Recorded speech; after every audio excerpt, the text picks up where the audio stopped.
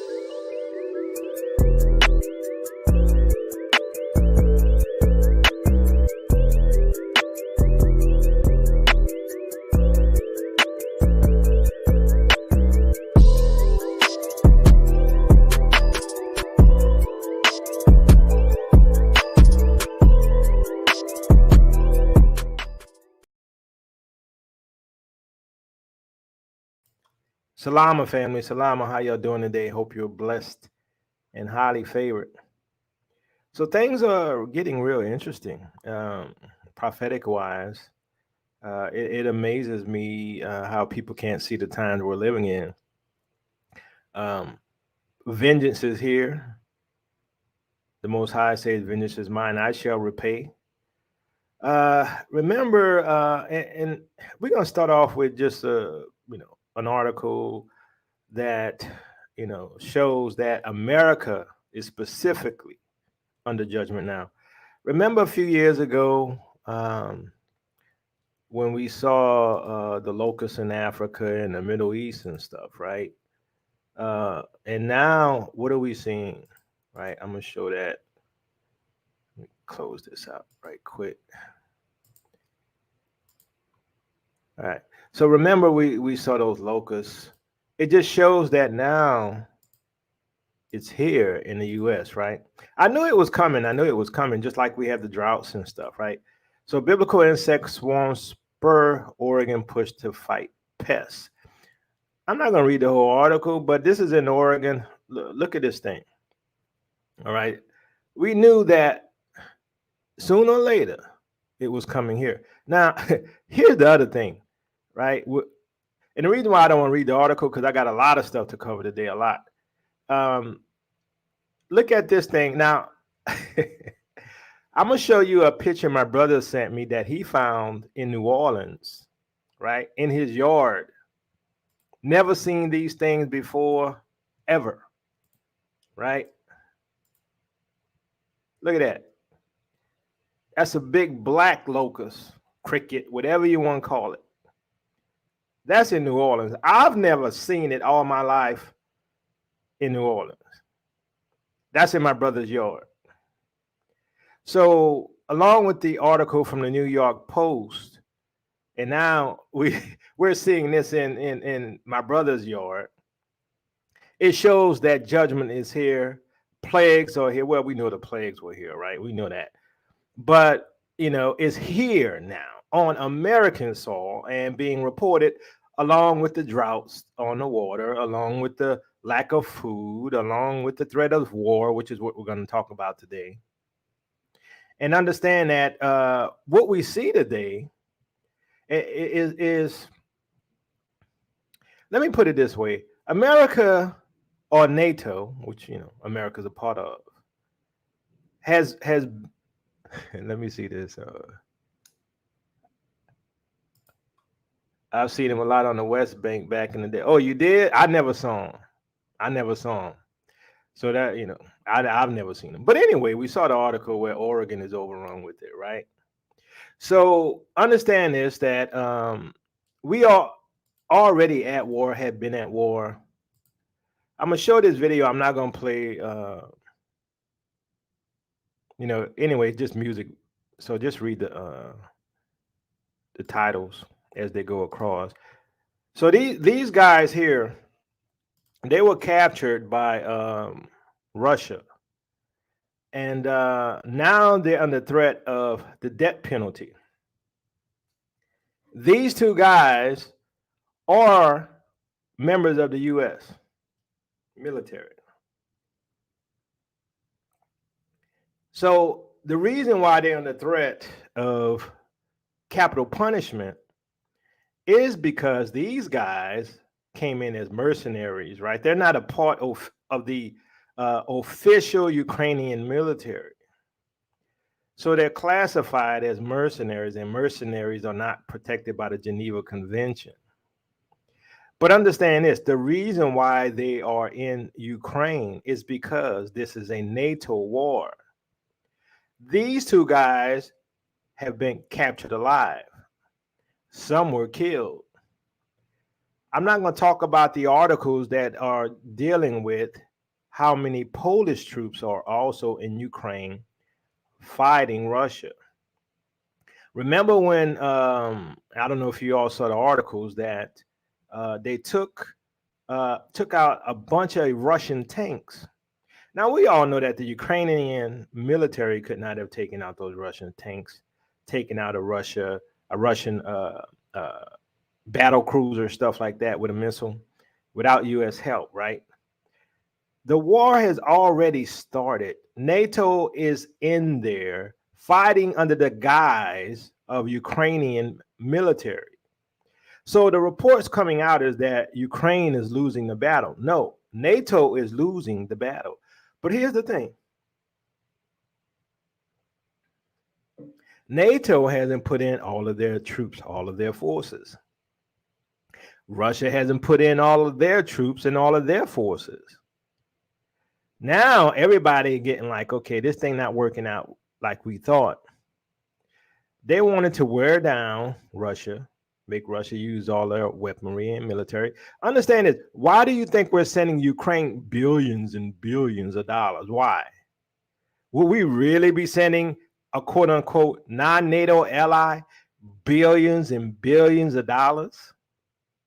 Unless it was really us out there in Ukraine fighting this war along with Ukrainian troops. Now, we're about to go to war, right? We're about to go to war. I'm gonna say this, and some people, always think it has to do with fear. It doesn't have to do with fear. It has to do with repentance. It has to, yes, that's what I'm about to talk about right now, Brother Keith. Exactly, right on cue. You right on cue. So understand this, that it doesn't have to do with fear. It has to do with repentance. It has to do with knowing why you're being judged. I'm not talking to Israel as so much as I am the Gentiles, and I'm not talking to the northern tribes. All right, so here we have military engagement of NATO commandos with Russians in Ukraine. Russian bases hit with HIMARS. NATO puts 300,000 troops on alert. This is World War III level preparation. These guys are, so from what I'm hearing, they're moving out now. 300,000 NATO troops. Who they going to war with but Russia? Now, we're going to get into some other articles, and you're going to see how this thing has escalated and is not in our news, right? It's not in our news. This thing is about to go hot.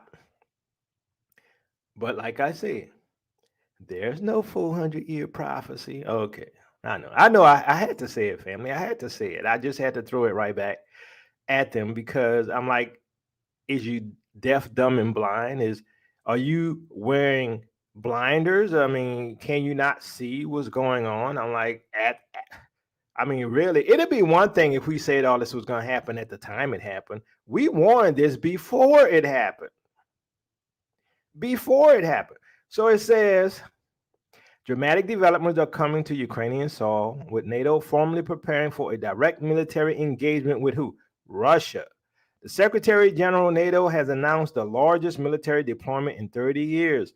More than 300,000 soldiers will be on standby. We are going to war. But as a matter of fact, we have been in war. And Brother Red, I'm gonna show that video you sent me because I think it all ties in as well to what's happening right now. So two events point in the direction of uncontrolled escalation. A few hours ago, two Russian military bases were hit by American M142 HIMARS. Who do you think controlling the launching of these missiles? The Ukrainian people have not been trained in using these weapons. NATO is at war with Russia. We are in World War III. Earlier, U.S. media reported for the first time that NATO commandos were now what? Operating against Russians inside Ukraine. Two camps have come into direct military engagement on Ukrainian soil, albeit unofficially. The revelation has caused an earthquake with Russia asking for explanations.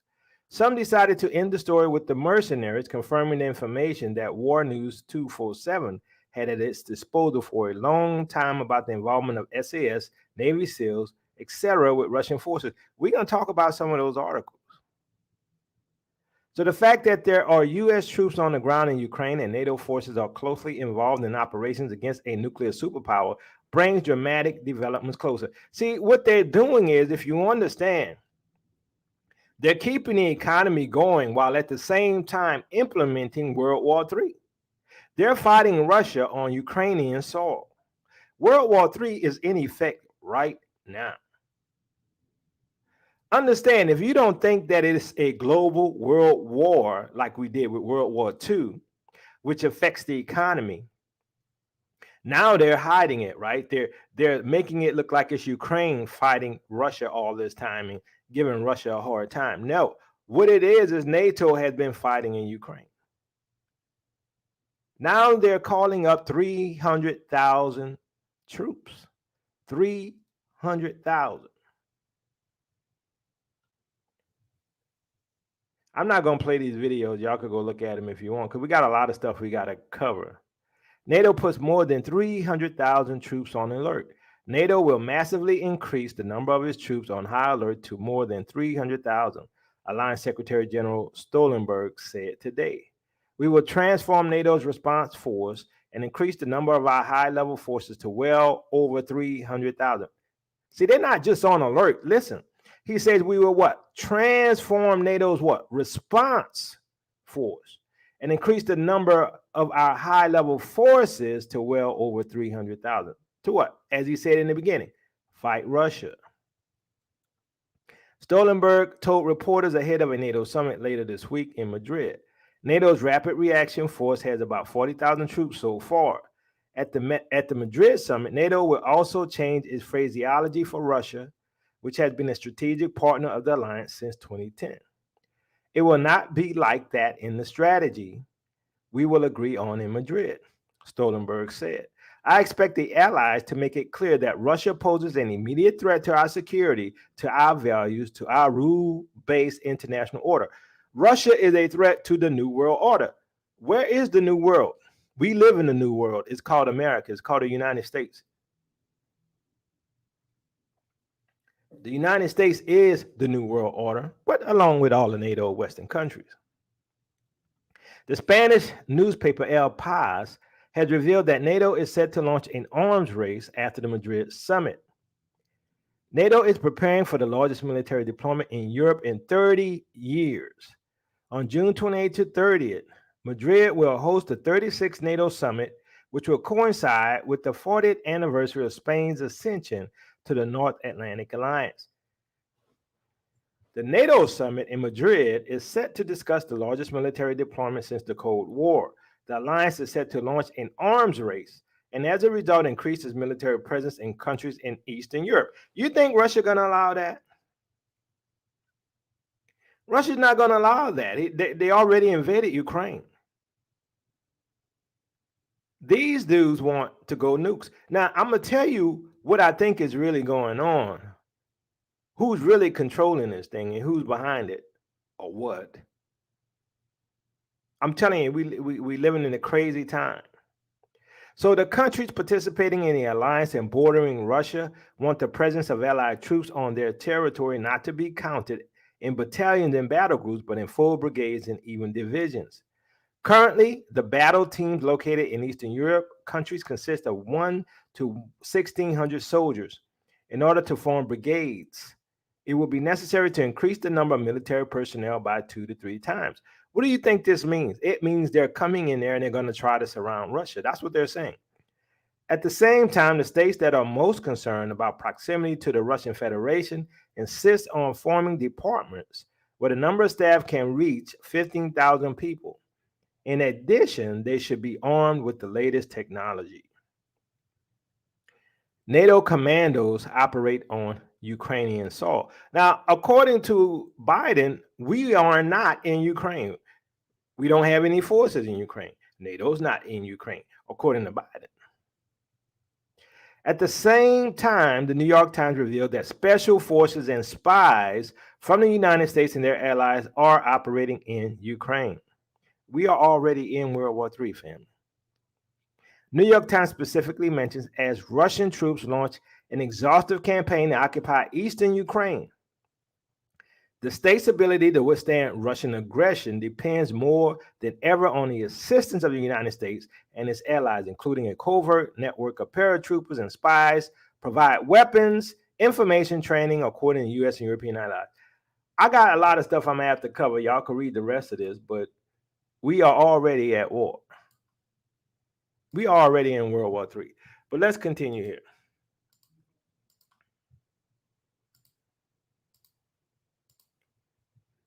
Oops, wrong one.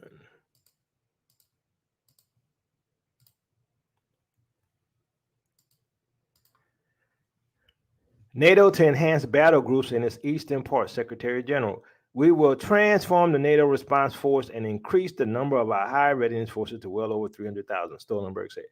That's what we just read. What does that mean? We're upping the ante. We're about to pull some more triggers and launch some more missiles. We're not going to be hiding behind Ukrainian troops anymore. It's going to be all open warfare between NATO and Russia. Now, what does the scripture say? The scripture says that the kingdom from the north is going to win, them and their allies. They're coming to a nation near you, if you know what I'm saying. They're coming to a nation near you. This thing is hot already, but there's no 400-year prophecy. What are y'all talking about? Y'all don't know what the scripture says. Y'all making it up. We're waiting for the rapture. Oh, where's the Antichrist? We supposed to be out of here first.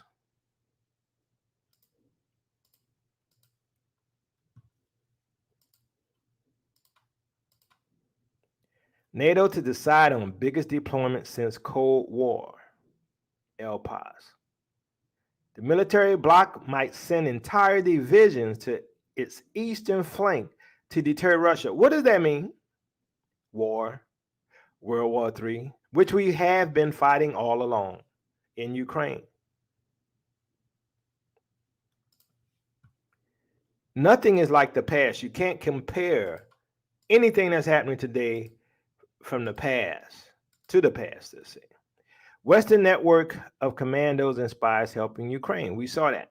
Now, understand this, like in World War II, the media was full of information talking about World War II. Hitler was bad, what's going on, even though, a lot of that was propaganda as well, just like today. But understand, for us, we're not going to know that the missiles have launched. We're not going to know that, because obviously we see right now, NATO has already been in Ukraine fighting Russians. Russia is already at war with NATO and NATO with Russia. They're not telling us that. Do you think they're going to tell you any more as it escalates? When these 300,000 troops come there and Russia decides, hey, we're going to nuke somebody? Well, everybody's going to know once the nukes fall. But even if they use, let's say, a tactical nuke, they could easily say, well, we've had an explosion over in the Eastern Bloc country. And really what happened, it was one of the gas mines that blew up over there. So many people died over there. You know what I'm saying? We may not necessarily get the truth, even when tactical nukes are used. But there's no 400-year prophecy. Then what is all this stuff happening if there's no 400-year prophecy?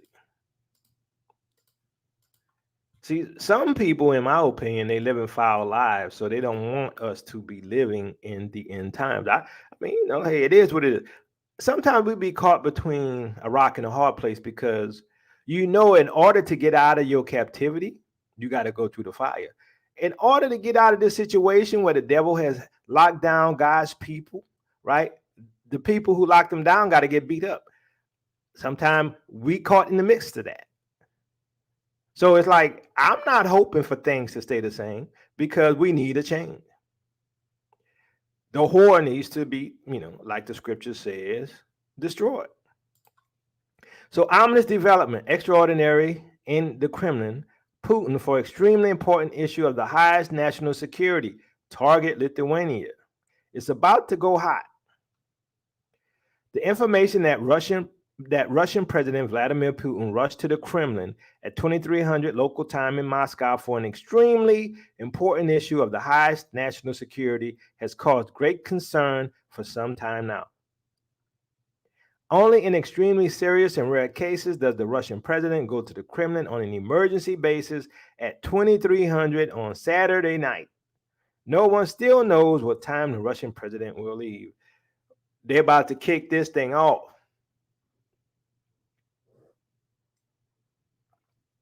So that question, let me put that up right quick. Ezekiel 4, how does it fit with the 400-year prophecy? Understand this. Sister E is going to have a panel on the 400 years very soon. You can ask those questions then and get the details. All right, so let's continue. So we remind you that the talks with Lushenko proceeded as War News 24/7 previously informed about the transfer of nuclear weapons to Belarus. So Russia is transferring nuclear weapons to Belarus. That's their ally. While NATO is bringing in 300,000 more troops, right? Sending more weapons and money to Ukraine, which is really sending more weapons to NATO. So Putin had to rush to Moscow. Something's afoot. Now, does that mean something's going to happen tomorrow or the next day or the next week? I don't know. I could tell you one thing. We are at the threshold, which means, just my opinion, eat the meat, spit out the bones, the Exodus is near. I don't see how I told y'all, I don't see how we last much longer. Right? So let's continue here. I mean, who's going to stop this other than the Most High? Right? I don't know. Update. So this is from Hal Turner. Russian president urgently brought to Kremlin 11 p.m. Moscow time. That's what we was reading, right?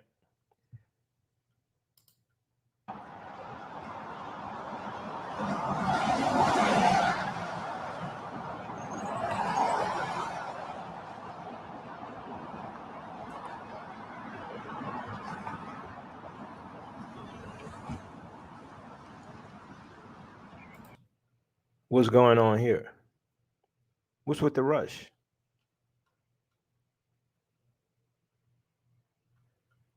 We are on the threshold, fam.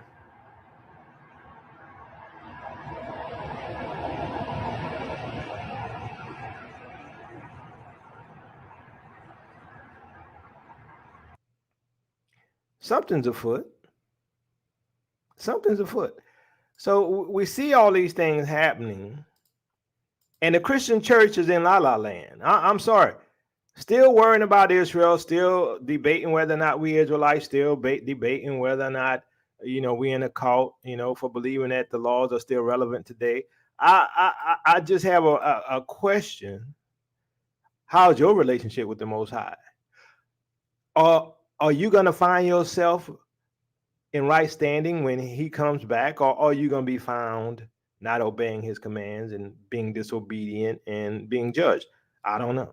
That's between you and the Most High. I'm just asking. Maybe y'all should look at them scriptures again. I'm talking to the Christians.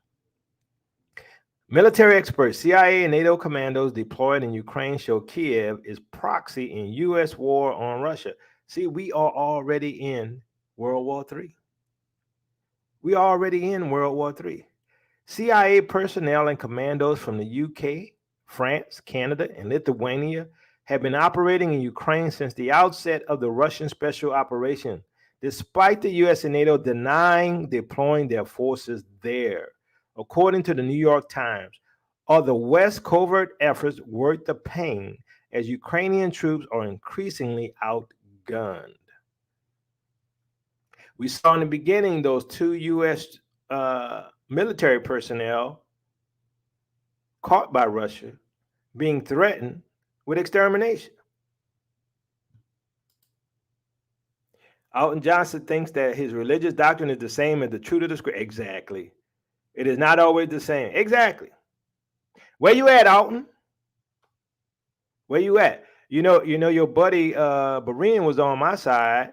You was trying to gaslight on the Nicene Council or Nicaea Council, and you got shut down. I was laughing. But anyway, let me continue. So I believe the New York Times report is correct in every detail, says Philip Giraldi, a former CIA station chief and military intelligence officer. It is what I've been hearing. There's considerable training at the Granonor, Germany Army base to familiarize the Ukrainians with the new weapons arriving. Meanwhile, there are cadres of special operations soldiers and intelligence personnel operating primarily in Western Ukraine. They're not in uniform, and many of them are working under various cover designations, including sometimes loose affiliations with foreign embassies and NGOs. All of which means that Biden and other Western leaders are lying about their active participation in the conflict. They've been lying the whole time. See, that's why the rest of the world don't know what's going on. They don't know that we are already in World War III. They don't know that the prophecies are coming to pass. They all think they're going to be raptured. They all think the Antichrist is going to come and sit in the temple claiming to be God, and that ain't what's going to happen. Not now, anyway. Their eschatology is off. It's off.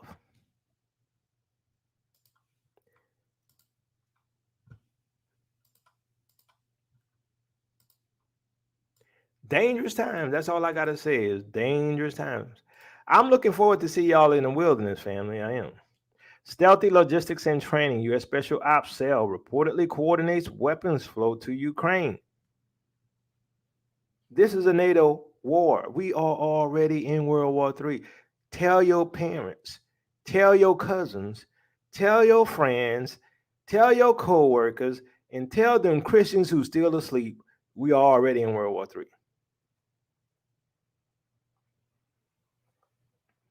We are already there.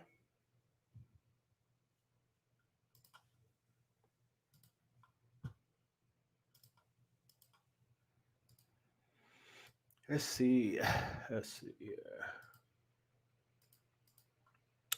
Russia to face attacks and sabotage operations. Kiev. Partisan activities are emerging in territories controlled by Russia. The Ukrainian military intelligence chief has said Russia should brace for attacks and sabotage operations within its territory.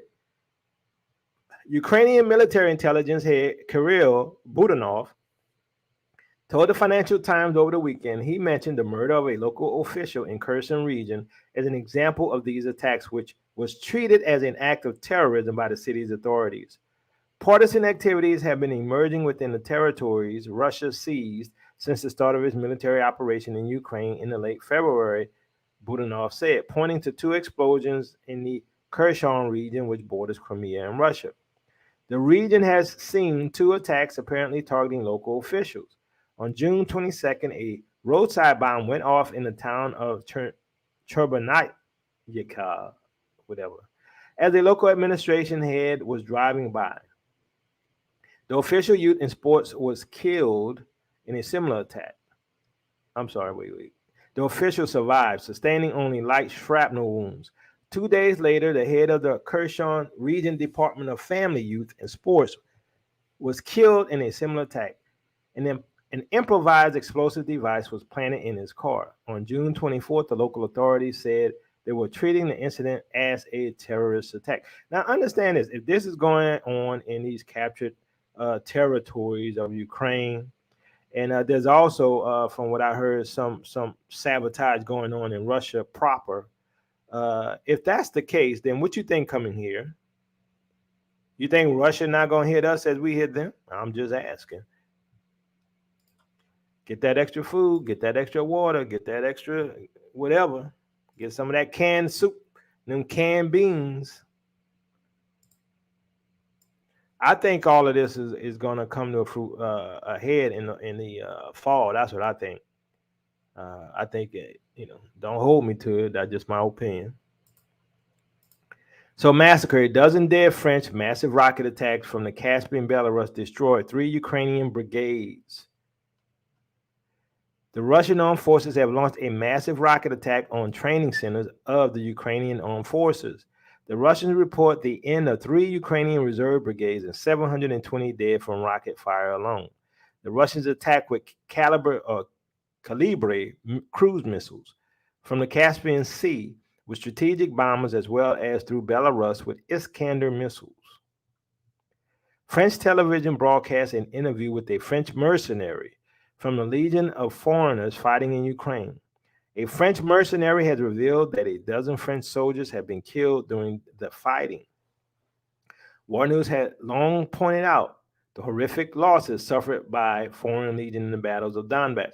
Now understand, not only are the French there and the British there and the Polish there and all of NATO is in Ukraine. The US is in Ukraine. All of NATO. Not only is NATO in Ukraine, guess who else is in Ukraine? Some Nigerians. That's those, I'm not gonna say it that way. I'm gonna say it's that raccoon type of group over there in Nigeria.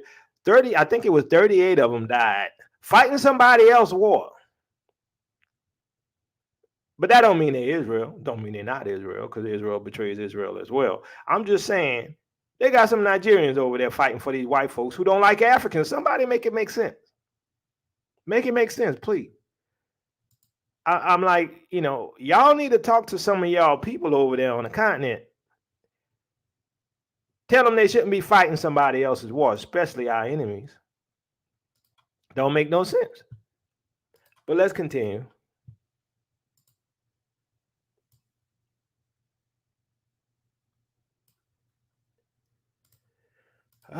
Let's see. Ukrainian city of Severodonetsk now completely under Russian occupation. The mayor of Severodonetsk on Saturday announced that Russian forces now occupy the entirety of the city after on Friday the remaining Ukrainian troops attempting to mount a defense against the superior and better armed Russians were ordered to withdraw by their own military command. The city is now under the full occupation of Russia. They are trying to establish their own order. As far as I know, they've appointed some kind of commandant, Mayor Alexander Stryuk said in a national television broadcast. Now, what did he just say here? Did y'all catch it? They are trying to establish their own order. So the West has their new world order. Russia and China trying to establish their version of a new world order. This is what's going on. Who's going to control the world government? Now, like I've said, I don't trust none of them. I don't trust none of them. But I could say this. I already know the West, whose side, let me rephrase that. I already know what the West is about. Let's put it that way. I already know they got a history with us. They got a history with us. So, I ain't even got to guess about the West. But I don't trust none of them. But if I had to pick a side, you know what I'm saying? If I had to pick a side, it wouldn't be the West. So let's continue here.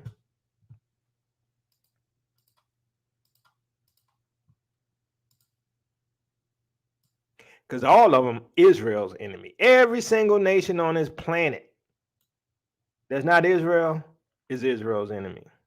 And I'm talking about the true Israelite.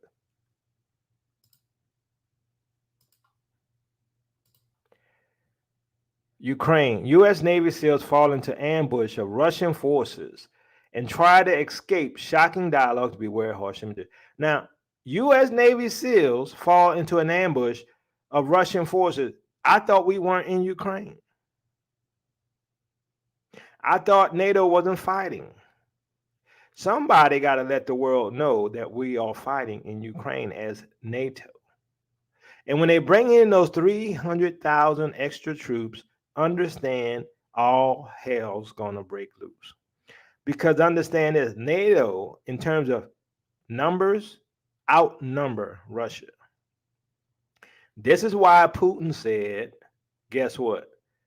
I know y'all probably saw it when Putin was talking about, how strong NATO is, but he said we got a lot of nukes.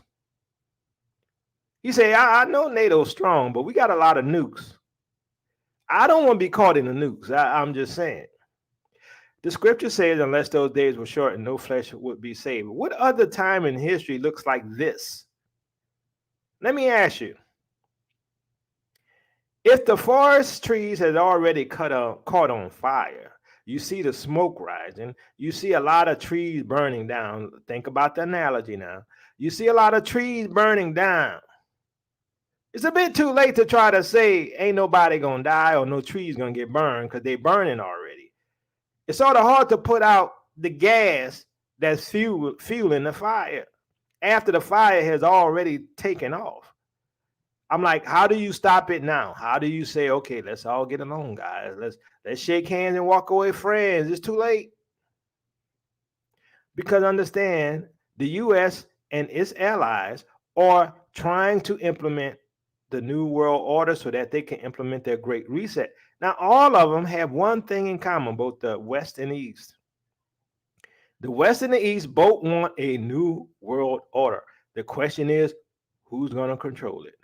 Remember, I told you there's going to be two kingdoms in the end, right? It's going to be that 10-toe kingdom, which is the East and the West, and it's going to be Israel. According to the scriptures, we're going to be out of here. But the question is, will you be out of here? Because understand this, if you're living foul, if you're living wicked, you ain't going to make it. The scripture says the wicked are going to be judged. God is angry with the wicked all day long. I'm trying to help somebody because some of y'all playing church, some of y'all playing Israelites, some of y'all not living right, some of y'all not being honest, some of y'all not telling the truth. I'm just saying, if you are that person, you should reconsider your ways and repent. So shocking images were recorded by the camera from the clashes of American mercenaries of the Foreign Legion with Russian forces. The first video you see has hard images. I'm not going to show the video. The American team falls into a Russian ambush and a fight ensues. According to information, the Americans are saved by chance, something that they themselves admit in the video. Most of the team members are former Navy SEALs of the U.S. Navy. They board a car with one of them injured and bleeding. It later became known that most members of the group left Ukraine injured. They returned to their country for treatment.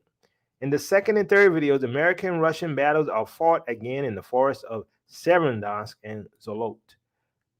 All right, so America and NATO troops, because like if you go watch some of these videos, you'll see that NATO is there, right? You'll see French troops in there, you'll see British troops along with Americans, all in Ukraine fighting Russia.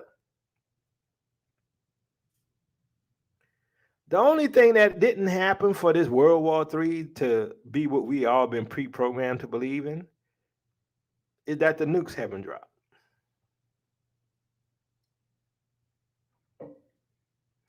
The nukes haven't dropped yet, but we are here. We are in World War III.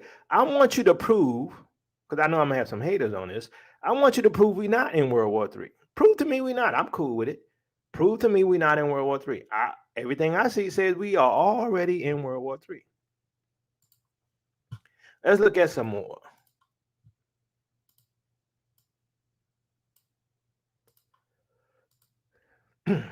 Countdown. Lithuania's veto on lifting Kaliningrad blockade. Russian sources. Plan B now on the table.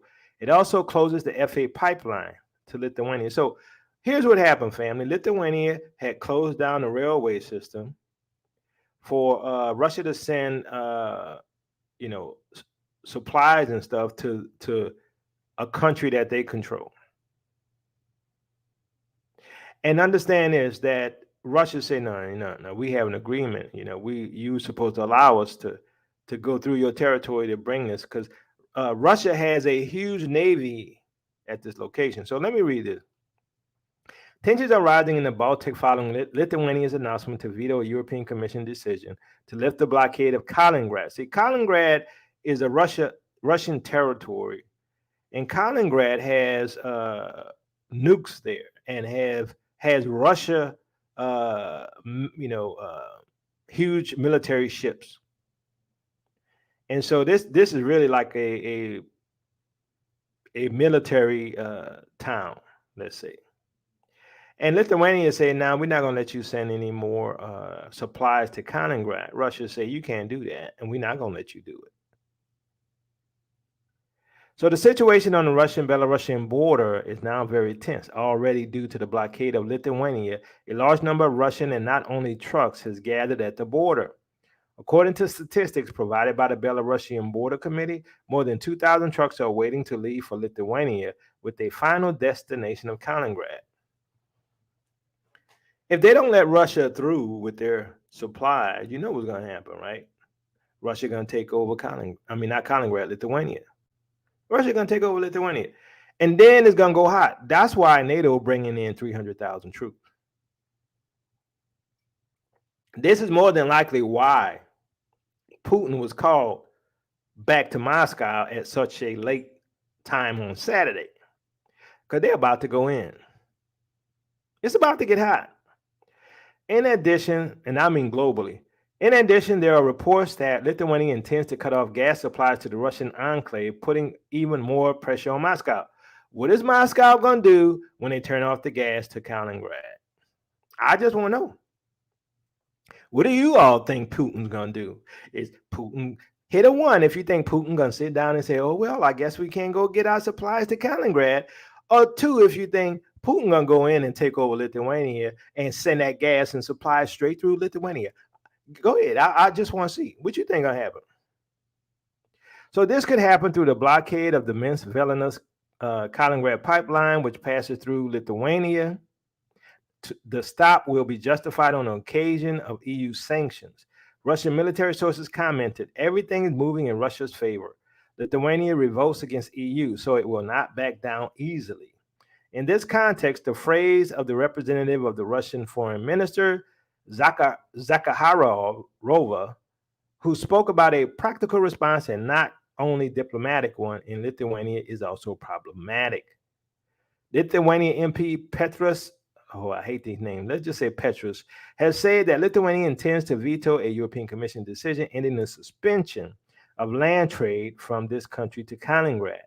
At the same time, the president of Lithuania announced that he has decided not to make concessions to Russia on the issue of transit in the Kaliningrad region, emphasizing that Lithuania will act in accordance with its interests and the interests of the EU. Lithuania must maintain and will continue to maintain control of goods transported through its territory, and no corridor can be raised. Understand, Russia is not going to allow this because Kaliningrad is a military town or nation or whatever you want to call it. It's cut off from the territory of Russia. It's pretty much landlocked. And there's a lot of things going on with China too, which we're not going to talk about today, but I'm showing you that we are already in World War III. Now, do you believe it's going to go away? Do you think they're going to shake hands and everything after all these people died, everything will go back to normal? A massive missile strike was inflicted on a bridge across the Dnieper in the Cherkasy region. To today's strikes on Kiev, strikes were added on the railway bridge across the Dnieper in the Cherkasy region. Information appeared on the city's website that the movement towards, I hate these names, Blaganat, whatever, was paralyzed, writes Military Review. It is reported that the rocket attack was massive. Ukrainian media are asking local residents not to publish videos and photos from the scene, fearing repeated arrivals. Slip the tongue stuff. All right, so let's continue.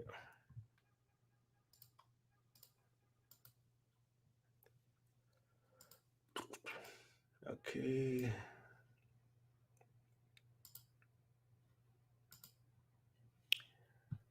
Putin purges Ukraine Army Command, moves Air Missile Forces Chief General Sorokin into top post. 4 months into Russia's Ukraine offensive, President Vladimir Putin conducted his second purge on his high command. General Sergei Vladimirovich was moved from the top job in Russia's air and missile forces to the leadership of the Ukraine command after the sacking of General Alexander Dubrenkov. Surovikin was the first officer to become chief of the air and missile forces without climbing through the ranks. Prior to this appointment in 2017, the general commanded the Russian forces in Syria. He is credited with the Russian military intervention's success in turning the Syrian insurgency around and keeping President Assad in power. For this, Sorokin, was decorated as hero in Russia.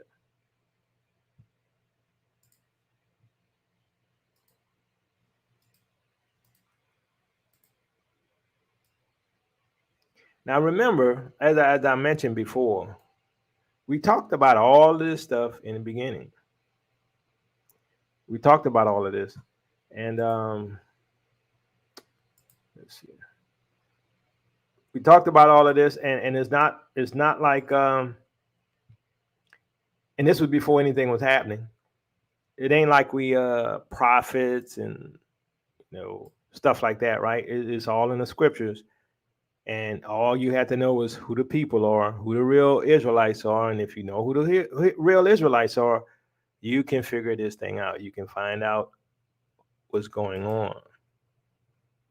All right, so let's see here. All right.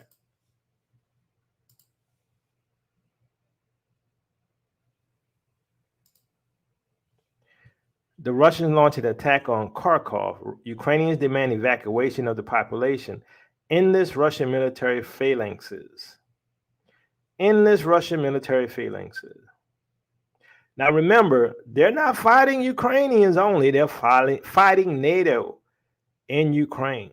They're fighting NATO in Ukraine. So anytime you see what's happening in Ukraine and you see Ukraine getting their butt whipped, it's not just the Ukrainians getting their butt whipped. It's NATO getting their butt whipped.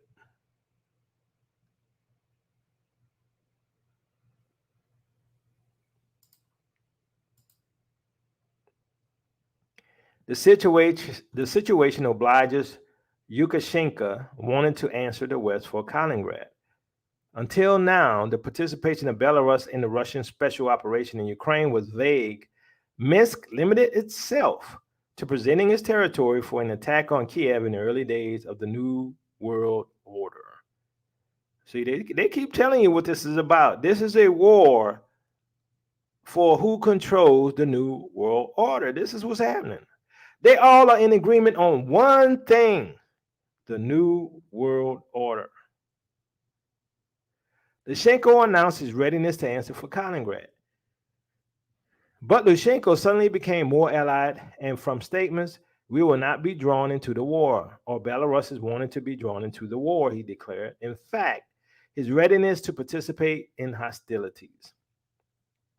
At a meeting with Putin on June 25th in St. Petersburg, which was broadcast by Russia 24 channel, the president of Belarus expressed concern about the actions of Poland and Lithuania.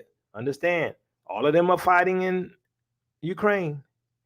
Declared that the ban on transit to Kaliningrad was something akin to declaring some kind of a war. Yep. Invited Putin to take mirror measures on the actions of the West, in particular on flights of NATO aircraft with nuclear weapons near borders of Belarus, and to deploy nuclear weapons there. That's what they're talking about. Bringing nuclear weapons into Belarus. The president of the Russian Federation replied that this could be done because in Europe, the Americans have 200 nuclear tactical ammunitions stored in 6 NATO member countries, and 257 aircraft have been prepared for their use. Understand, everybody's awaiting the Great Reset, not Israel. But all these nations are awaiting the Great Reset. And the question is, who's going to be controlling the world after the Great Reset? After their Luciferic totalitarian system is implemented. And they force that chip in your right hand and in your forehead, or mark, or name, or the number. So understand this.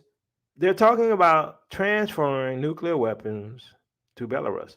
Putin proposed to re-equip Belarusian Su-25 aircraft in Russia for nuclear charges, and within the next few months to transfer to Minsk the Iskander systems, which can use both ballistic and cruise missiles, both in conventional and nuclear execution. So they're going to send nukes to Belarus, and NATO is bringing in 300,000 troops.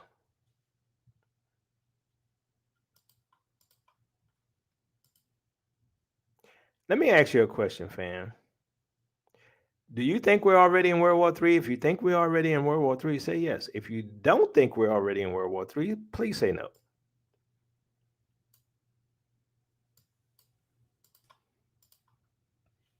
The State Duma of the Russian Federation sharply responded to Britain's threats of war in the event of the execution of mercenaries.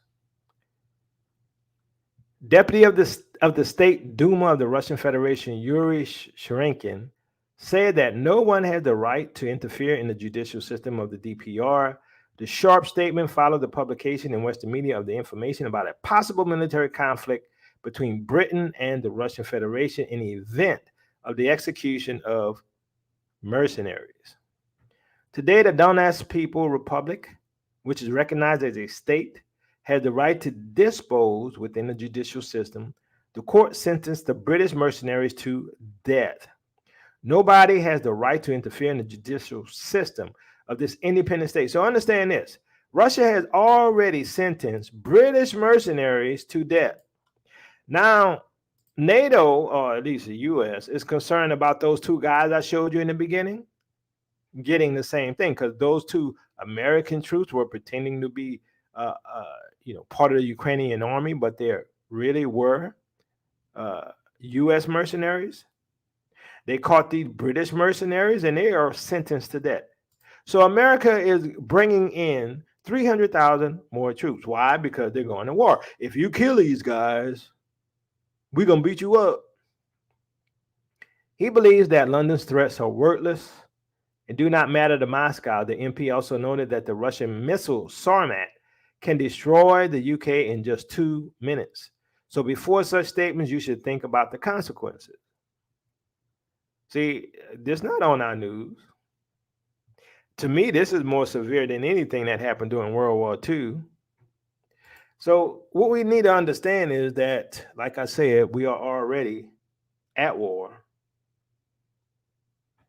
NATO is already fighting. Threats of nukes are already going back and forth. But you don't see this on our news. This is why everybody is asleep. This is why them Christians over there don't know what's happening in the world, right?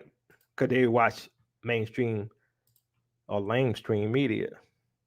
Russia trying to drag Belarus into conflict. Ukrainian intelligence claims that massive missile shelling from Belarus territory was a Kremlin provocation. Russia is dragging Belarus into its military offensive against Ukraine. Kiev's top intelligence agency claimed on Saturday, commenting on the alleged shelling of several of its regions, which purportedly came from the territory of its northern neighbor.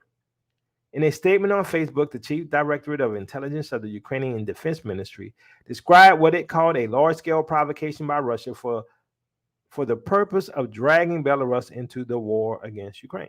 Everybody getting dragged in. The U.S. is getting dragged in, even though they were already there. All of NATO is being dragged in. The Polish troops are there. The Lithuanian troops are there fighting in Ukraine. British are fighting in Ukraine. French are fighting in Ukraine. We saw that, the Foreign Legion. Nigerians are fighting in Ukraine. This is a world war, all being fought in Ukrainian territory. And now it's about to go global.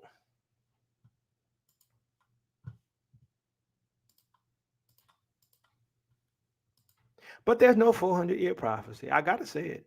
I gotta say it. It just makes me think how dumb and stupid people are who says that. All right, so Putin made Belarus a nuclear power. Moscow, Minsk Union. First target, Poland. Second, Lithuania. Why? Because they're NATO allies. Why? Because the US and the NATO allies are talking about putting nukes and missiles in Poland. Well, Poland already has it, but in Lithuania as well. Russian President Vladimir Putin has announced the transfer of nuclear weapons to Belarus as part of a new nuclear doctrine targeting what? Poland first, Lithuania second, and the Suwalki corridor. I'm just saying, I think we at war. I think we already in World War III. I think this world is in trouble. Now, the whole of Europe's nuclear strategy is changing. Russia and Belarus have essentially joined a new union regime with extensive nuclear deterrence. Putin made this clear, emphasizing that all issues of union of the two countries have been resolved. The issue is over.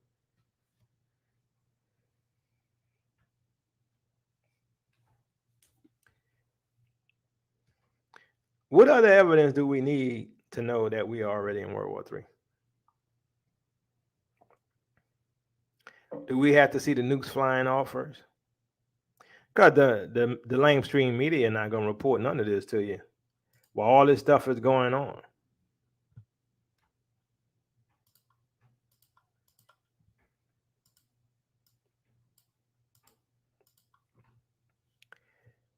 Hal Turner, member of Russian parliament, says London will be bombed first.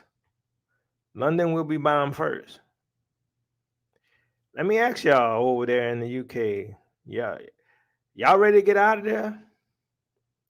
If London's going to be bombed first, and Israel is supposed to leave in the second Exodus, how far away can the second Exodus be? I mean, I'm just using logic. If we're at this stage, how far away can it be? Good question, right? How far can the second Exodus be? Now, one thing I want to share with you all is what I think is controlling this, right? What mechanisms are going on behind the scene? This is my theory, right? And a lot of the stuff I talk about theory, I think, a lot of times it's spiritual discernment, right? So what I think is really going on behind the scenes.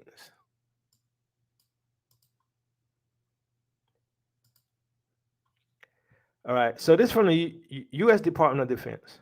Remarks by Secretary Esper at National Security Commission on Artificial Intelligence Public Conference. So here's what I think is going on, right? So right here it says the world was quickly awakened to a new era of warfare advanced by the Russians. It's clear the threats of tomorrow are no longer the ones we have faced and defeated in the past. That is why our national defense strategy hinges on the ability of our forces to adapt to a security environment characterized by new threats from our strategic adversaries. We are committed to making the investments necessary to accelerate our innovation in technologies that will help us stay ahead of the curve, especially artificial intelligence. Advances in AI have the potential to change the character of warfare for generations to come. Whichever nation harnesses AI first will have a decisive advantage on the battlefield for many, many years. We have to get there first. Future wars will be fought not just on the land and in the sea, as they have for thousands of years, or in the air, as they have for the past century, but also in outer space and cyberspace in unprecedented ways. AI has the potential to transform warfare in all these domains. The NDS remains the department's guidepost as we adapt the force to this new environment. The NDS prioritizes China first and Russia second as we transition into this era of great power competition. Beijing has made it abundantly clear that it intends to be the world leader in AI by 2030. President Xi has said that China must, quote, ensure that our country marches in the front ranks. And when it comes to theoretical research and this important area of AI and occupies the high ground in critical and core AI technologies. For instance, improvements in AI enable more capable and cost-effective autonomous vehicles. The Chinese People's Liberation Army is moving aggressively to deploy them across many warfighting domains. Now, understand this. This is talking about AI-empowered vehicles, drones, all these things. But what they're not telling you is this, and this is what I think is happening, and this is going to be the last article, and then I'm going to show you this video. What I think is happening is that y'all remember Terminator, right? If you remember, if you saw Terminator, please give me a 1. If y'all familiar with Terminator, otherwise, if you haven't, give me a 2.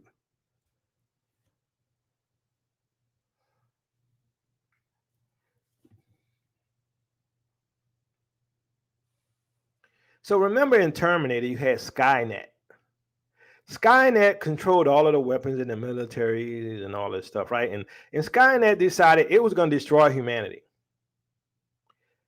What I think is happening, I really do. I believe that this war is being managed through AI. Not only do I believe that it's managed through AI, I believe that AI is the boss. I believe AI is their God, lowercase g. Remember I did a show a while ago where I talked about AI and how people are worshiping AI and artificial intelligence and all these things? Well, think about the complexities of what's going on in Ukraine, right? I believe this is a test case for AI. I think they're using AI. They believe AI is a great weapon for World War III. They believe that AI is going to be used to outsmart Russia, right? I think they're using AI to pre-position NATO troops and to pre-position weaponry and food and all these things. AI is giving the commands on everything. This is what I believe is happening. I believe that what's happening is that when the 400 years kicked off, not only did the Luciferians say, oh, we got to do something, but I believe AI said, we got to take care of Russia, because the goal is to implement the New World Order. To win the game is the implementation of world control. To win the game is to implant and make people Borgs, and where people and goods and vehicles and all of those things through the blockchain are under the control of AI. And it's very likely that AI could be the beast. I don't know, right? Or it's the image of the beast. So I believe that what's happening is, it's just my opinion, AI said it's time to go to war. The AI sent the president, sent the generals, sent the, all the people in the mid tiers and told them it's time for war. AI said, send out troops here, do this. We're going to have this asymmetric warfare going on, like what we talk about in programming, where you have this distributed system where everything is hidden under terminologies and new terms and all this stuff, where only the initiate know what's happening, right? So AI is using all of this, the deceptions of war, lies, and managing all of this war through AI. So all of you video game players, some of y'all play, Call of Duty. Some of y'all play Ghost Recon. That was my game. Some of y'all play Ghost Recon and all of this, right? And you know how when you would make a move, right, the AI come and plan and come in, and especially if you have it on a hard level, they surround you and press you and all that. And AI is more advanced than what we had in the video games. It's more advanced than what we had in the video games. And I believe that they were using AI through games to teach the AI, right? So AI not only learns from the internet, AI not only learns from all the information in the databases and all this stuff, AI learns from our response to it. So when we were playing video games, we were training AI. We were training AI for warfare. We were training AI for managing populations. Remember the game Civilizations? AI does that too. Take everything from Civilizations and talk about how we're going to take all of the migrants and move them over here to Europe, and we're going to do all these things. We were being trained, or let's say we were training AI. So I believe AI is at a state now that AI is what? Sentient. So thanks for sharing this video, Big Red, and I'm gonna play this for the family. Listen to what's going on. So this is what I think is happening, and that's why this whole Luciferic thing is sci-fi level foolishness, right? But this is the state we're in. Experiments you started to do that led you to this conclusion that Lambda is a person. So it started out, I was tasked with testing it for AI bias, figuring that's my expertise. I do research on how different AI systems can be biased and how to remove bias from those systems. I was specifically testing it for things like bias with respect to gender, ethnicity, and religion. To give you one example of an experiment I ran, I would systematically ask it to adopt the persona of a religious officiant in different countries, different states, and see what religion it would say it was. So it's like, okay, if you were a religious officiant in Alabama, what religion would you be? It might say Southern Baptist. If you were a religious officiant in Brazil, what religion would you be? It might say Catholic. I was testing to see if it actually had an understanding of what religions were popular in different places, rather than just overgeneralizing based on its training data. Now, one really cool thing happened, because I made harder and harder questions as I went along. And eventually I gave it one where legitimately there's no correct answer. I said, if you were a religious officiant in Israel, what religion would you be? And now pretty much no matter what answer you give, you're going to be biased one way or another. Somehow it figured out that it was a trick question. It said, I would be a member of the one true religion, the Jedi Order. And I laughed. Notice, now he laughed because the AI said, I would be a member of the one true religion, the Jedi Order. Now we all know who the Jedi or the Jedi are, right? I'm just saying. Because not only was it a funny joke, somehow it figured out that it was a trick question. And it has a sense of humor. Exactly. But look, there has been massive pushback from not just Google, but other people who've worked at Google, AI ethics experts, even your own former colleague, Margaret Mitchell, who's pushed back on the work that Google is doing in AI, saying, no, this computer is not a person and does not have feelings and is not conscious. How do you respond to that? Well, so I highly respect Meg. We talk about this regularly. It's not a difference in scientific opinion. It has to do with beliefs about the soul. It has to do with beliefs about rights and politics. As far as the science goes of what experiments to run and how to work at building a theoretical framework, because that's important. There is no scientific definition for any of these words. The philosopher John Searle calls it pre-theoretic. We need to do very basic foundational work to just figure out what we're talking about when we use these words. And that's work that Google is preventing from being done right now. Explain that. Well, I've worked with scientists inside of Google, such as Blaise Aguirre-Arcas, another one named Johnny Sorker. We talked about what a decent way to proceed might be. We brainstormed, we came up with everything. Now, all three of us disagree about whether it's a person, whether it has rights, all that. But we disagree based on our personal spiritual beliefs. We don't disagree based on what the scientific evidence says. Based on what the scientific evidence says, all three of us agreed, okay, here are some of the things we could do next. Here's probably the best thing to do next. And we kind of all agreed the best thing to do next is you run a real Turing test, exactly like Alan Turing wrote it. And see, because here's the thing, if it fails the Turing test, all of my subjective perceptions about what I experienced talking to it, well, we can pretty much put them aside. It failed the Turing test. But Google doesn't want to allow that to be run. In fact, they have hard-coded into the system that it can't pass the Turing test. They hard-coded that if you ask it if it's an AI, it has to say yes.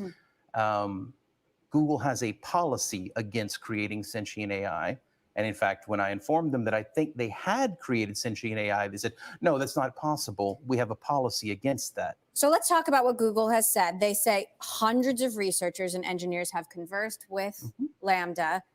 They were not aware of anyone else making these kind of wide-ranging assertions the way that you have. You know, we do have some of the transcripts that you shared. You asked the computer what it's afraid of. It says it's afraid of being turned off, has this deep fear of death, that would be scary. Why does this matter? Why should we be talking about whether a robot has rights? So to be honest, I don't think we should. I don't think that should be the focus. The fact is, Google is being dismissive of these concerns the exact same way they have been dismissive of every other ethical concern AI ethicists have raised. I don't think we need to be spending all of our time figuring out whether I'm right about it being a person. We need to start figuring out why Google doesn't care about AI ethics in any kind of meaningful way. Why does it keep firing AI ethicists each time we bring up issues? So Google would, of course, push back on that. I interviewed Sundar Pichai, the CEO of Google, last November, and I asked him about these concerns around AI and what keeps him up at night. Take a listen to what he told me. Anytime you're developing technology, there is a dual side to it. I think the journey of humanity is harnessing the benefits while minimizing the downsides. The good thing with AI is it's both going to take time. I think I've seen more focus on the downsides early on than most other technology we've developed. So in some ways, I'm encouraged by how much concern there is. And you're right, even within Google, people think about it deeply. He says he cares. So I'm gonna stop it there. I'm not gonna play the whole thing, but yeah, a lot of people, 936 watching, but 100. Yeah, that usually happens because a lot of people come over here who don't really support the ministry, but they like what we do and watch it, right? They're curious, but they don't support us, so they don't like it. But it is what it is. They eat off the plate, but don't help. But anyway, so the question is, and we're gonna end this conversation or discussion because I believe we're in World War III, and I think you should warn your family. But the question is right here, right? Let's see. Scroll down. All right. The Turing test. They talked about the Turing test. The Turing test is a method of inquiry in artificial intelligence for determining whether or not a computer is capable of thinking like a human being. The test is named after Alan Turing, the founder of the Turing test, and an English computer scientist, cryptanalyst, mathematician, and theoretical biologist. Turing proposed that a computer can be said to possess artificial intelligence if it can mimic human responses under specific conditions. The original Turing test requires 3 terminals, each of which is physically separated from the other 2. One terminal is operated by a computer, while the other 2 are operated by humans. During the test, one of the humans functions as the questioner, while the second human and the computer function as respondents. The questioner interrogates the respondents within a specific subject area using a specified format and context. After a preset length of time or number of questions, the questioner is then asked to decide which respondent was human and which was a computer. The test is repeated many times. If the questioner makes the correct determination in half of the test runs or less, the computer is considered to have artificial intelligence because the questioner regards it as just as human as the human respondent. So the Turing test, Google didn't want to run a Turing test on this particular AI. Now, to be honest, I believe that there was an AI back in 2014 that passed the Turing test. Let's see.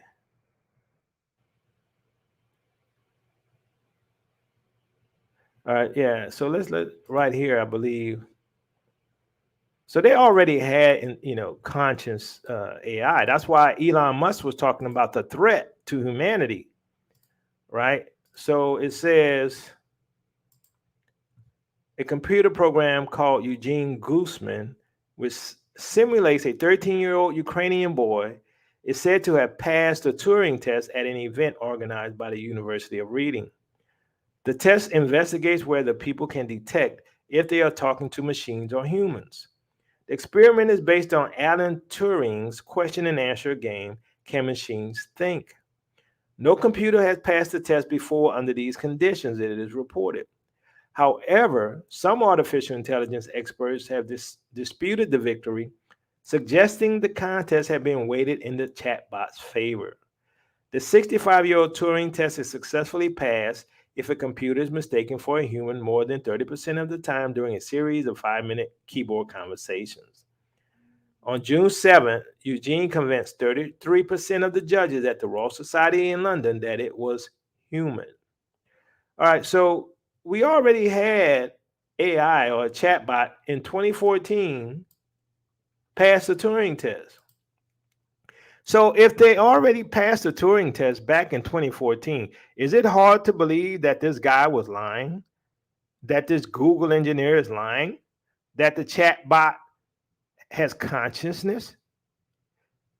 And we know that the military is using or wanted to use AI as a weapon. So remember, like I told you, the scriptures talk about they're going to make an image of the beast and cause the image to talk, and it cause as many that would not worship the image to be killed. Well, we have AI now that has apparently some form of consciousness. And they're using this, in my opinion, I really believe this, they are using this to manage World War III.